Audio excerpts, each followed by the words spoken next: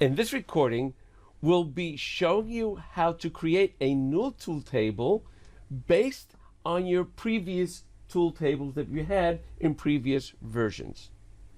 We'll go to New Tool Library, and if I open that, you'll see we have three different types of libraries.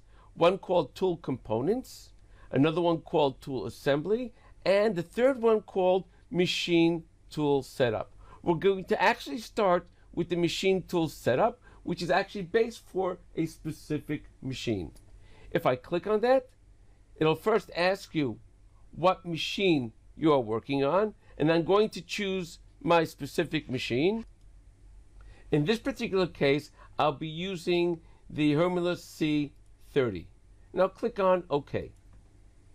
And as before, you can see that my tool table is empty because I'm creating a brand new tool table. Now, bringing in my previous tool tables is done very simply by clicking on File and Import. I can go to my previous tool tables, which was Tab in this particular case, and choose my tab file. Open it, and all the tools are now imported into that new tool table.